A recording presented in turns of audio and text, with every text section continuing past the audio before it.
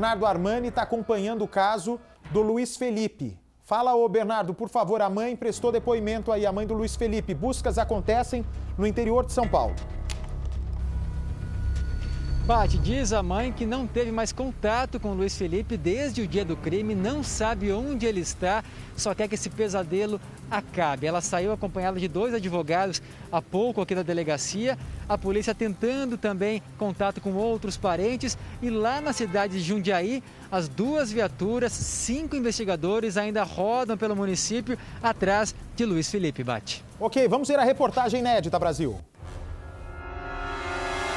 Minutos antes da invasão, ele chegou a ligar para o telefone da Natália. O que ele disse?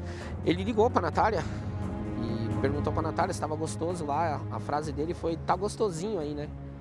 E ela falou, não, tá gostoso aqui sim. E falou, e traz minha filha para mim poder brincar, terminar o dia com ela.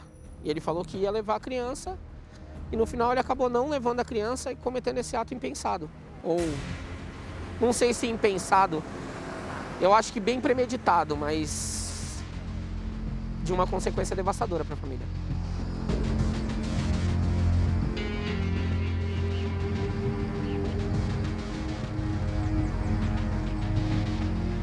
A pedra atravessou o vidro, mas foi incapaz de frear Luiz Felipe.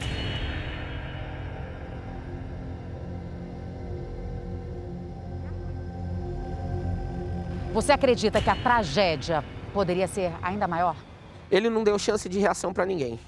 Ele foi muito frio, muito calculista, porque ele foi nas pessoas certas, ou nas pessoas que poderiam enfrentá-lo primeiro. O carro que Luiz Felipe abandonou na casa do cunhado continua aqui no pátio da delegacia, foi apreendido e periciado. É este veículo de cor prata. Ele foi utilizado no dia do crime, dia 12 de outubro. Iria deixar a criança de apenas 2 anos, a filha dele, de Natália, na casa. Mas ele foi sozinho e não deixou a criança. Ele invadiu a residência e atingiu as 5 pessoas, cometeu toda a atrocidade. Mas antes de fugir, olha só, Valdique conseguiu, ele que tinha sido atingido por Luiz Felipe, conseguiu pegar 2 pedras e o carro foi atingido. Ele jogou, arremessou as 2 pedras, o carro aqui na parte da frente, o vidro, e também na lateral. Possivelmente, Luiz Felipe utilizaria o veículo na fuga.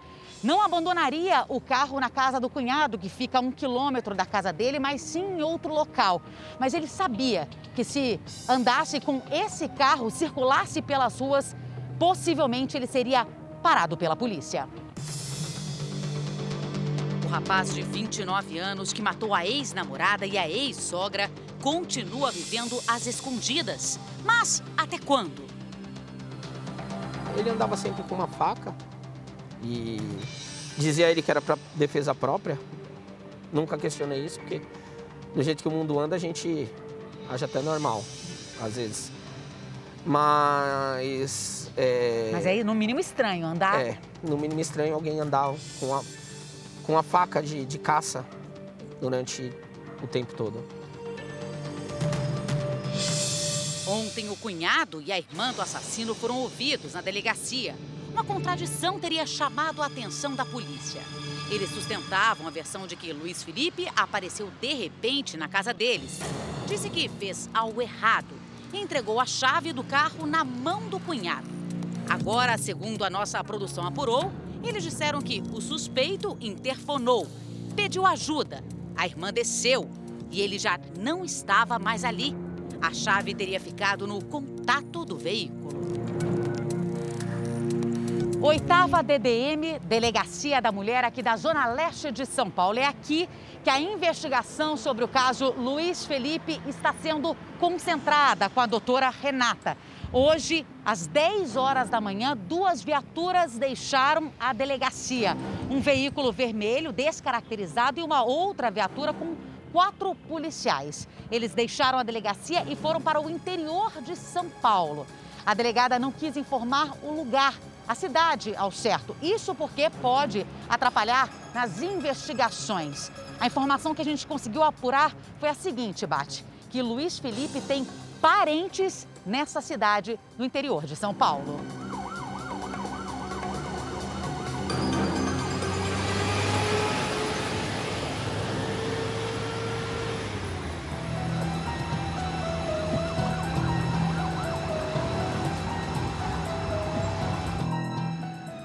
Uma busca incessante que não tem dia nem tem hora para terminar. A polícia acredita que logo ele estará atrás das grades. Lembrando que já são quase 100 horas sob pressão, com o rosto estampado nos principais jornais e na lista de procurados da polícia. Ele se deu o trabalho de perguntar para a madrinha da Natália se ela estaria em casa, se ela não estaria lá, porque a madrinha dela está lá todos os finais de semana. Ele se deu o trabalho de perguntar se eu estaria lá, se eu iria lá. Então ele já estava meio que de caso pensado do que ele ia fazer. Ele sabia que nós estávamos a 400 quilômetros de São Paulo, não teriam como estar. Até onde eu sei, eu não tenho total certeza, mas pessoas próximas que também frequentam o lugar não estavam lá porque não podia, por ser dia das crianças, não estavam lá. E ele sabia exatamente as pessoas que estariam lá, as crianças que estariam lá, ele sabia de tudo isso. No apartamento onde o assassino morava com a mãe, a janela que antes estava semi-aberta agora está totalmente fechada. Segundo uma testemunha, o irmão, a irmã e o cunhado de Luiz Felipe estiveram por aqui. 4 dias de luto.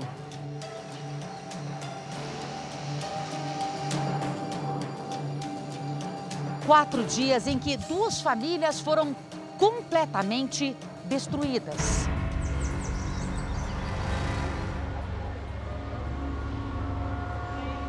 Quatro dias foragido.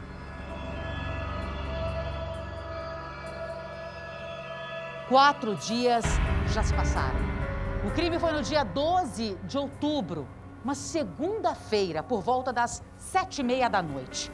Luiz Felipe, que entrou na casa da ex-namorada, invadiu o local e cometeu esse duplo assassinato. Cidade Alerta, vamos direto agora para a continuação da reportagem. Vamos lá. 4 dias de luto.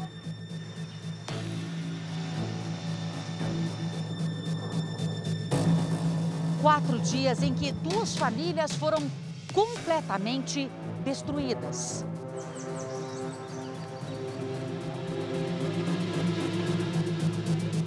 Quatro dias foragido.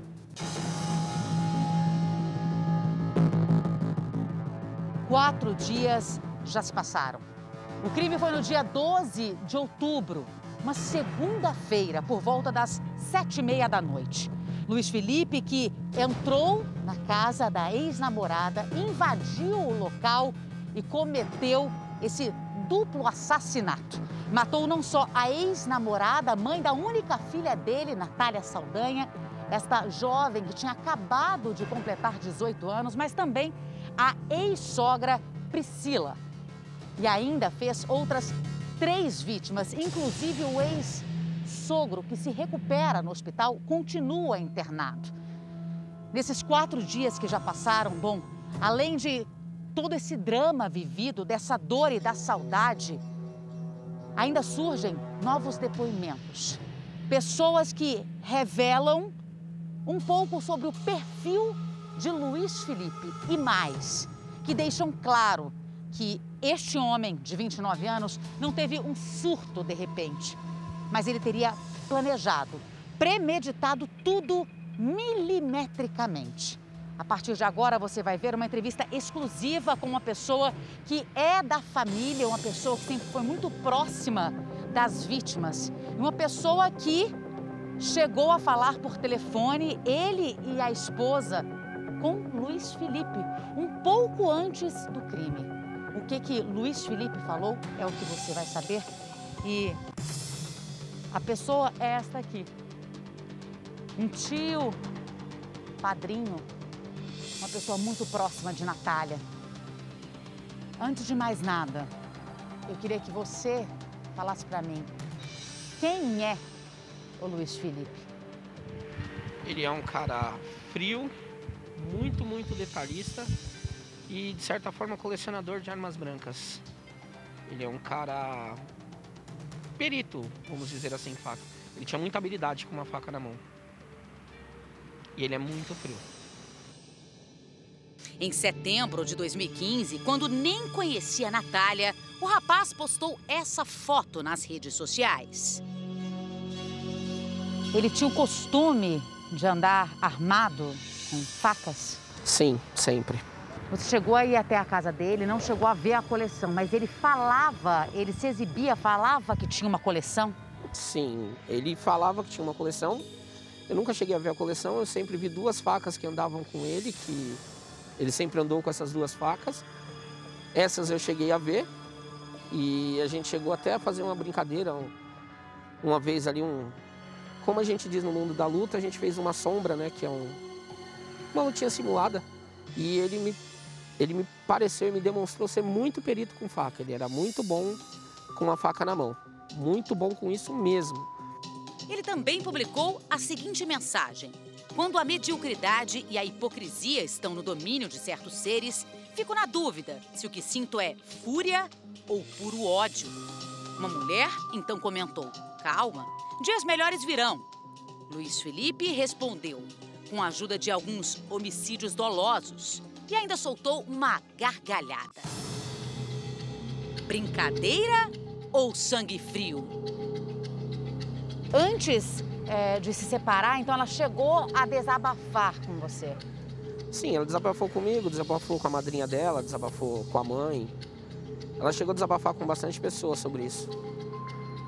E falou que não aguentava mais. Foi, aliás, o motivo da separação foi isso, o excesso de ciúmes dele e que ele manter ela trancada. Esse foi o real motivo da separação, né? Como você define o Luiz Felipe? Quem é ele? Como um cara frio, calculista, um cara que gostava muito de manipular facas e um cara que não acredita em Deus. Ele era um cara muito frio. O olhar dele, o jeito dele. Sim, ele era um cara muito calado, ele era um cara que não era de falar, tinha poucos sorrisos. E, infelizmente, ele aparentava ser um cara sem muitos sentimentos. O único sentimento que ele demonstrava muito era pela Natália, isso ele demonstrava. Você acha o quê? Era uma espécie de posse? É, um sentimento de posse, mais ou menos.